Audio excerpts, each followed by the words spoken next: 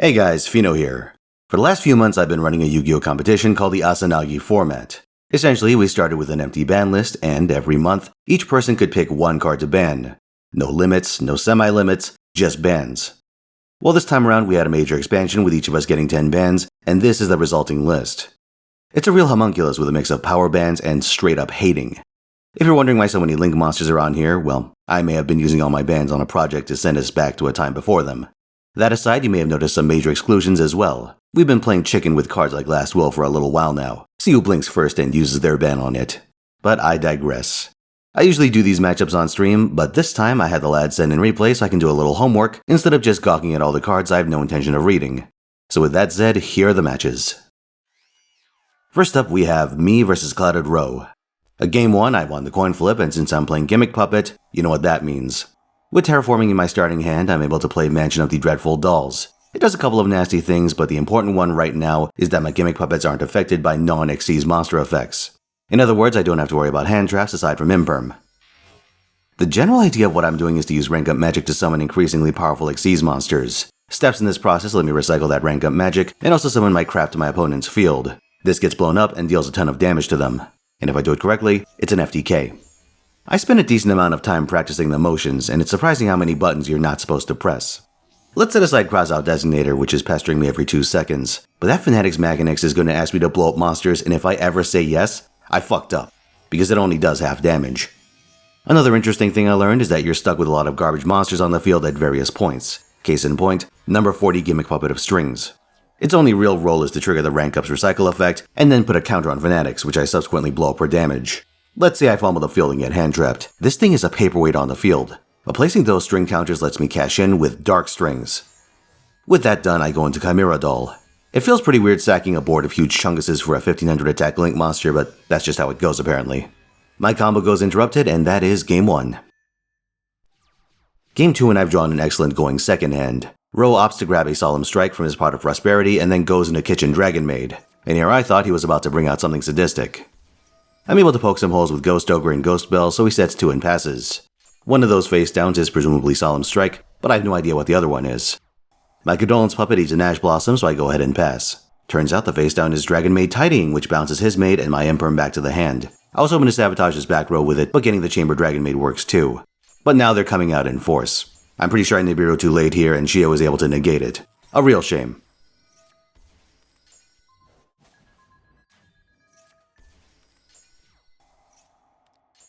I lose most of my health and limp into my turn. Solemn Strike stops my Rouge Doll, but my second Condolence Puppet gives me enough juice to start making plays. It's not pretty, but with access to the battle phase, I'm able to assemble enough beat sticks to do it the old-fashioned way.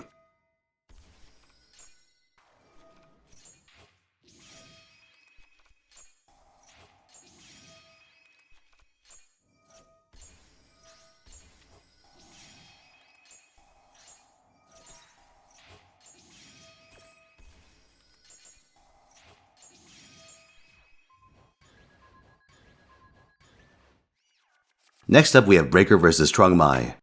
Breaker is playing at Ignister with an avalanche of Link monsters. The general idea, as far as I can tell, is that the Ignister monsters either search or summon each other, or recycle enough resources from the graveyard to make large Link monster boards, and it has access to a lot of Links that also bring resources back from the graveyard. One very interesting thing about this deck is that it runs quite a variety of summon categories: Links, Xyz, Fusion, Synchro, and even Ritual. Really just missing Pendulum by the look of it.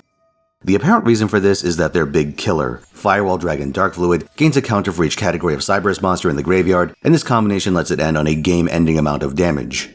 And because the counters are what give it the attack, Breaker is free to revive those monsters for more plays. These counters can also be used to negate monster effects.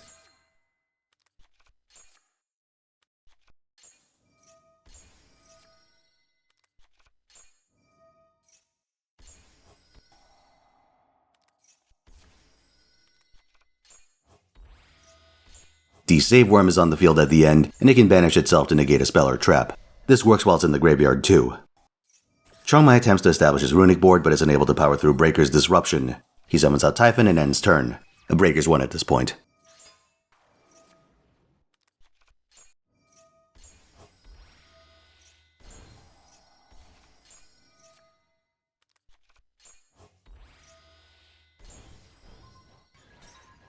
Game 2, Chongmai has the initiative and sets up Runic Fountain. This lets him operate his runic quick play spells from the hand even during his opponent's turn and get resources back from the graveyard. He's paired this with Naturia, which has a bunch of cards that either cycle themselves out of the graveyard or stop your opponent from playing the game. Key among these is Naturia Beast, which has a non-once per turn spell negate. However, the text on Breaker's Forbidden Droplet prevents Chongmai from activating that effect, thus rendering Naturia Beast unable to negate. Breaker pushes to establish his Ignisters, but a Freezing Curses, Naturia Sunflower, and Flashing Fire kills his momentum, and the turn passes back to Chongmai.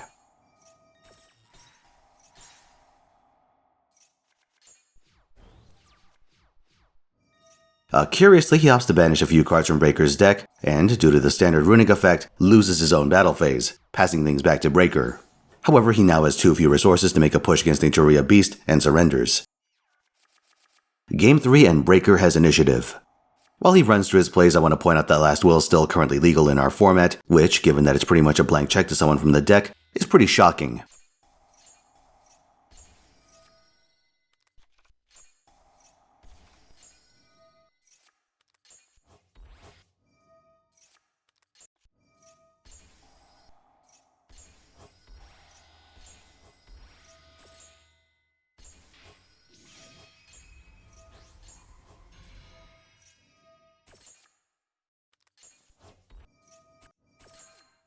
Without interruption, Breaker is able to establish both Firewall Dragon Dark Fluid and Decode Talker Heat Soul. Remember that he also has a D-Save Worm in the graveyard. Chongmai's turn, and not only is his first monster impermed, but then he plays Naturia Blessing in the imperm column. This is a catastrophe. Dark Fluid no more is negated by Cyanide Conflict. He's able to make Typhon and take out the Heat Soul, but that's about it. Breaker takes the opportunity to send his own trap to the graveyard and have it revive D-Save Worm. On Breaker's turn, Firewall Dragon Dark Fluid is uncontested on the field and quickly ends the game. Now we move on to Zerk the Merc vs Kongu. Game 1, Zerk goes first and he's on Crystron. We're about to see a lot of cards bouncing in and out of the graveyard, and while I'm no expert on the subject, a few things popped out to me. Firstly, a lot of machines are involved. That would explain Regulus being here. This acts as a once per turn Omni Negate as long as it has cards to send. Quandrax here has an effect to synchro summon during your opponent's main or battle phase. This leads me to believe the plan is to do Centurion-esque things and make a whole lot of trouble during Kongu's turn. Speaking of which, he leads off with Magical Mid-Breaker Field. This would prevent monsters from being targeted or destroyed by enemy effects during main phase 1. Zerk opts to destroy this, but Kongu follows up with Forbidden Droplet to negate some of Zerk's negates. Now he goes into Gold Sarcophagus, banishing a copy of Blaster. But in the middle of this, we see that Quick Effect Synchro into Excel Synchro Stardust Dragon. This can bring a tuner back from the graveyard. If I'm reading the card correctly, its presence on the field makes Zerk Synchros unaffected on the turn it's summoned? But that could be a function of its other effect. This text could use some bullet points, holy shit. Blaster resolves, letting Kongu search a Fire Dragon. He goes for Tenpai Dragon Genroku, and now this is the make or break moment for Zerk. Once Tenpai Dragons start attacking, they'll create an escalating field of dangerous synchro monsters and overwhelm him with raw firepower. He opts to use Regulus's effect even though it's negated, just to get it off the field I guess. Valor stops Pydra from searching a Sangen spell or trap. Sangen summoning is banned in our format, so presumably the search target would have been Sangen Kaiman. Kongu summons Chundra from the hand, and Zerk counters by having Excel Synchro Stardust Dragon use its own Quick Effect Synchro to form Satellite Warrior. This targets cards up to the number of Synchro monsters in Zerk's graveyard. At this point, there are quite a few. This kills Kongu's board and he concedes, taking us to Game 2. Tenpai's a going second deck, so Kongu cedes the initiative back to Zerk. With Speedroid Terratop in hand, he gets a free body on the field and a search for another Speedroid. That would be Taketomborg and the 2-link into Cherubini, Evan Angel of the Burning Abyss. This provides destruction protection to any monsters it points to. He uses its other effect to foolish a Crystron Smiger, whose graveyard effect searches a piece of Crystron back row. He then sets upon the same combo line as Game 1, but is interrupted by Nibiru. But it's not safe yet. Instead of being choke pointed, Zerk gets right back to summoning, and before you know it, we're looking at a very familiar board. Kongu tries to get some bodies on the board to mount a counterattack, and opts to synchro summon Bestial Dispater. This would give him a way to destroy Zerk's effect monsters, but it eats an imperm. However, Kongu still has dragons to play, but before he can do anything with them, Zerk goes into his Satellite Warrior line, wiping the slate clean.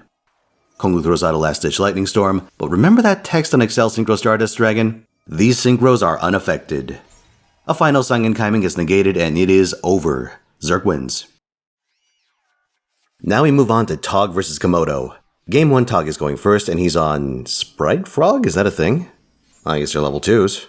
Yeah, I don't know about you guys, but when I used to fight sprites on Master Duel, I usually just go do something else for a few minutes and come back to see Ibley on my field. so I can't say I'm all too familiar with how they work. Nimble Beaver being able to summon from the deck is pretty good, and we see an overlay into Gigantic Sprite, and now they come flooding out. From the hand, from the deck, sprites everywhere. Sprite Red is an obnoxious piece that can tribute other monsters for a monster effect negate, and IP Masquerena sets up a play during the opponent's turn. Here we see Komodo is on Runic. Freezing Curses negates the Sprite Red, but Tog uses Masquerena to form Nightmare Unicorn, which can spin a card back to its owner's deck. Goodbye Runic Fountain. And before Hugin can fetch another one, Ash Blossom puts an end to that scheme. But wait, Call by the Grave means the plan is still on. Komodo reestablishes Runic Fountain but has depleted his other resources, forcing him to make Typhon and pass. Back to Tog, Swap Frog is stopped by a Forbidden Droplet, but now Komodo is completely out of gas. Facing down lethal on the board, he surrenders. Game 2. Apparently they made the first one a best of one, so the win icons aren't gonna match. This time Komodo goes first and attempts to establish Runic Fountain, but his Hugin eats an Effect Veiler, bringing his turn to an end. Tog immediately sets about flooding the field with sprites, and ends on a board including some nasty tricks.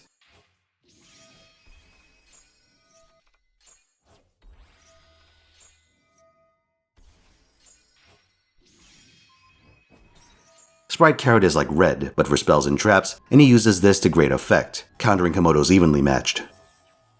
I don't exactly know what's up with the Melfi, but I guess we'll find out soon enough. Main 2 we see some Toad action with Ronin Totem coming out, and I guess the Melfi was just fodder because it gets linked off into IP Masquerena. He passes back over to Komodo who summons Naturia Camellia. Before it can foolish any cards, it eats Ash Blossom and turns into a paperweight. To add insult to injury, Tog forms Nightmare Unicorn to spin it back to the deck. However, Komodo is able to sneak in Camellia's second effect to summon a Naturia from the graveyard, which he then turns into Typhon. Typhon bounces Unicorn back to the extra deck, but it is then stolen by Sprite Double Cross. Now onto his turn, he forms Gigantic Sprite, and with lethal again on the board, Komodo concedes. Tog wins. Next up we have Momiji vs Gimmick. Momiji gets the first move and it looks like Malice is the order of the day. My understanding of this archetype is that there's a lot of banishing, a lot of linking, and a lot of cheating out back row. After some initial plays, Red Ransom enters the field, and this one has a way of inverting the attack and defense of opposing monsters. It can also summon itself from the banished zone, which makes it quite tenacious. The end board here features Linkaribo for a trap negate.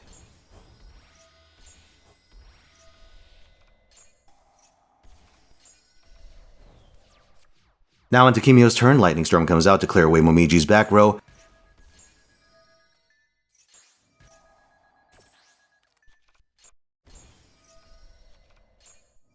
And then we see Valmonica Scales go out. This somehow ends with Typhon bouncing Red Ransom and then attacking White Binder. The reduced attack values you're seeing are from the resonance counters interacting with Demono Valmonica. Back to Momiji, she links Nightmare Cerberus to deal with Typhon before spamming out Malice and assorted Link monsters to get lethal on the board. Apologies if this description is a bit sparse, but truth be told I have no idea how either of these decks work on a granular level, and my eyes just kinda glaze over from all the walls of text.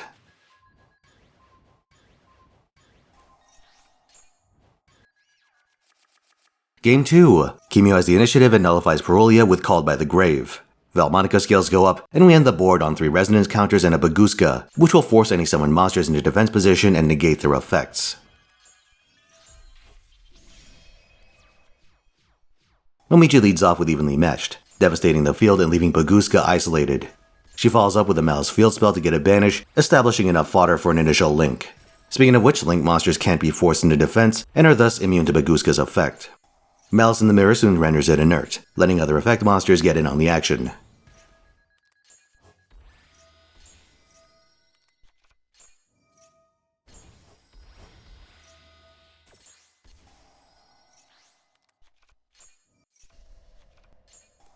Kimio's turn then starts with an empty board. His last ditch effort is frustrated by Ash Blossom, and that is game, set, match. Now we have Sangrai vs Bilgamesh. Sangrai is the first move and introduces us to one of Yu-Gi-Oh's newer archetypes, Yummy. My limited understanding of this strat is that it is a light beast archetype with both links and synchros, and it's very good at flooding the field. The Cupsy synchro is on the field, and that one is like a ticking time bomb that explodes into more Yummies in response to an opponent's effect. In the end board, we also have Herald of Arclight, which can sack itself from Omni-Negate. On Bilga's turn, he reveals an old nemesis, Eldritch. His Shiranui Squire is quickly impermed, and that bomb goes off, bringing Yummy Snatchy to the field. The trap card Yummy Redemption is able to force a monster swap, so now Shiranui Squire is stuck on the wrong side of the board, and after a bit of spring cleaning, Cupsy Yummy waves back on the field and ready to blow.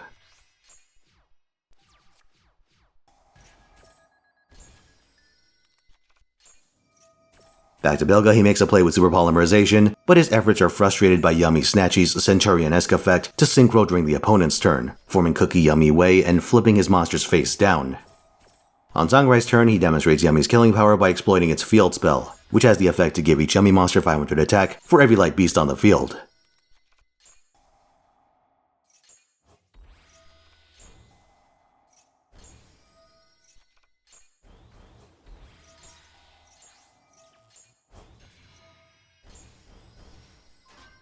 Between this and their natural tendency to flood the field, he's able to make enough space on the board to go for lethal.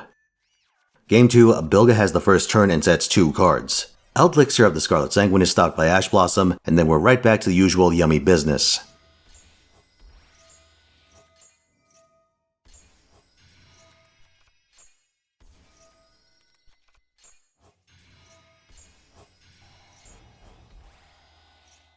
Not only does Bilga's face-down monster create an opening for Dino Wrestler Pankratops to get onto the board for free, but it's unable to stop a quick lethal push, ending Game 2 in an instant. And last up for this week, we have Teaspoon vs. Grimalkin. Teaspoon has the first move and reveals himself to be playing Raid Raptor. Meanwhile, we can see that Grimalkin has some Amazonesses in hand. My understanding of the former is that it's an Xyz deck that summons a bunch of indestructible beatsticks, while the latter tries to manhandle you in the battle phase. I'm kinda baffled that a card can be a Phantom Knight and a Raid Raptor at the same time, but what do I know? Besides that, it seems to have rank up effect at the cost of blowing up the resulting monster after a delay. The monster in question is Brave Strix, which searches for an actual rank up spell. I guess turning that Brave Strix into an Arsenal Falcon does get around the self-destruct effect. Then again, Arsenal Falcon also goes to the graveyard to cheat out Final Fortress Falcon, which is one of those big Chungus Raid Raptors. This one is immune to card effects. He forms Evil Swarm Nightmare with some leftover resources on the field, and this will let him Book of Moon a special summoned monster. Now to Grimalkin's turn, his initial back row searcher is hit with an Imperm, but he takes the chance to chain Cosmic Cyclone, blowing up Teaspoon's rank up magic. Amazonesses begin to flood the field, and with Secret Arts, Grimalkin is able to bring out Amazoness Empress. This makes other Amazoness monsters immune to destruction, and it has an aura for piercing damage to boot. Evil Swarm Nightmare flips it face down to deny those effects. Back to Teaspoon, he's able to take out Empress, but it floats into Amazoness Queen, which benefits from its own battle-specific immortality. Unable to break this, Teaspoon passes back to Grimalkin. A pair of Amazoness Pendulum Scales come down for a substantial attack boost, and another Cosmic Cyclone is able to force out proactive use of Called by the Grave. Grimalkin makes another Empress, but it's suppressed with Satellite Cannon Falcon's effect, which tanks its attack based on the number of Raid Raptors in Teaspoon's graveyard. He soon follows up for lethal against the emaciated Empress, bringing Game 1 to a close. Game 2, Grimalkin has the first move, but his plays are frustrated by a 1-2 punch of Ash Blossom and Infinite Impermanence. Teaspoon runs into some interference of his own, and, without enough gas to make his big beatsticks, is forced to pass back in short order. This time Grimalkin's board takes, and he's able to clear aside the incomplete Raid Raptors with a souped-up Empress.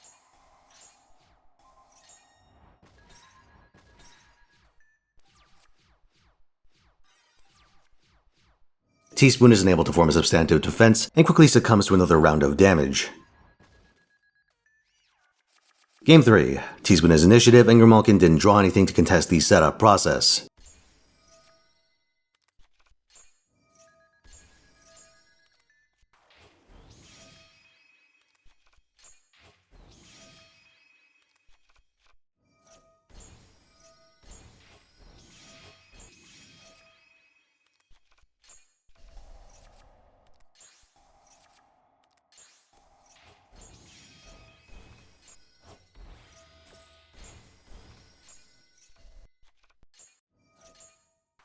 He quickly establishes a large board and passes back.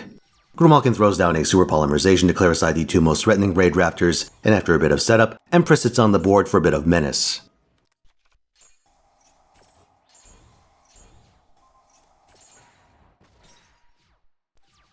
On Teaspoon's subsequent turn, he's able to rank up into Arc Rebellion Xyz Dragon, which has an effect to gain attack equal to all other monsters on the field. He runs over Empress, but this sets off Empress and the field spell, putting 2 new Amazons into the fray. Teaspoon's Blaze Falcon blows up these special summoned monsters, but destroying Garura lets Grimalkin draw a card, which turns out to be Nibiru. It comes down onto the field to halt Teaspoon's momentum.